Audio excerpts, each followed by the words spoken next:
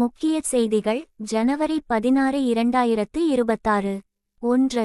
வெனிசுலாவின் அமைதிக்கான நோபல் பரிசு பெற்ற மரியா கொரினா மச்சாடோ தனது பதக்கத்தை முன்னாள் அமெரிக்க அதிபர் டொனால்ட் ட்ரம்பிற்கு பரிசளித்தது உலக அளவில் ஆச்சரியத்தையும் நார்வேயின் எதிர்வினையையும் ஏற்படுத்தியுள்ளது. 2. கனடாவும் சீனாவும் மின்சார வாகனங்கள் மற்றும் கனோலா மீதான வரிகளை கணிசமாக குறைக்க ஒப்புக்கொண்டுள்ளன. இது இரு நாடுகளுக்கும் இடையே வர்த்தக உறவுகள் மேம்படுவதை குறிக்கிறது. 3.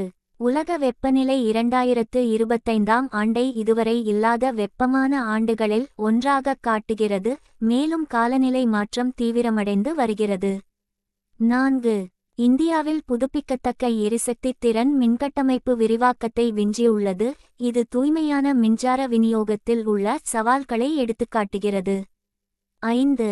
நாசா மற்றும் ஸ்பேஸ்எக்ஸ் இணைந்து சர்வதேச விண்வெளி நிலையத்திலிருந்து முதல் மருத்துவ அவசர வெளியேற்றத்தை நடத்தி ஒரு விண்வெளி வீரரை பத்திரமாக பூமிக்கு அழைத்து வந்துள்ளன. 6. புதுப்பிக்கப்பட்ட கொள்கையின் கீழ் 75 நாடுகளின் குடிமக்களுக்கான அமெரிக்க குடியேற்ற விசா செயலாக்கம் காலவரையின்றி நிறுத்தி வைக்கப்பட்டுள்ளது. 7.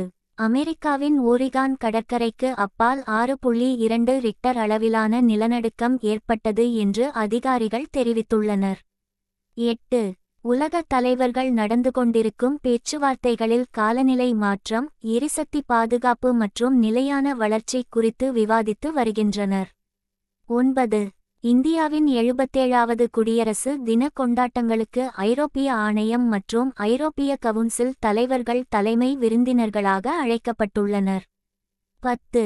பெண்கள் தலைமையிலான நிறுவனங்களை மேம்படுத்தவும் சமூக வள தொழில்முனைவோருக்கு பயிற்சி அளிக்கவும் தேசிய அளவிலான பிரச்சாரம் தொடங்கப்பட்டுள்ளது. 11. அதிகரித்து வரும் உற்பத்தி மற்றும் தரம் காரணமாக மிசோரம் அதிகாரப்பூர்வமாக இந்தியாவின் இஞ்சி தலைநகரம் என்று அறிவிக்கப்பட்டுள்ளது. 12. பெங்களூரில் 350 நிகழ்வுகளுடன் 10 நாட்கள் நடைபெறும் கலாச்சார விழாவான பிஎல்ஆர் ஹப்பா இன்று தொடங்குகிறது. 13. வட இந்தியா முழுவதும் டெல்லி, உத்தரப்பிரதேசம், ஹரியானா, பஞ்சாப், ராஜஸ்தான் கடுமையான குளிர்கால நிலைமைகள் நீடிப்பதால் போக்குவரத்து மற்றும் அன்றாட வாழ்க்கை பாதிக்கப்பட்டுள்ளது. 14.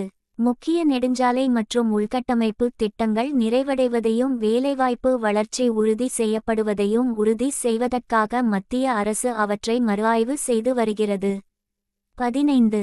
வலுவான முதலீட்டாளர் நம்பிக்கைக்கு மத்தியில் இந்தியா ஸ்டார்டப்கள் மற்றும் உற்பத்தித் துறையில் $51 பில்லியன் அந்நிய நேரடி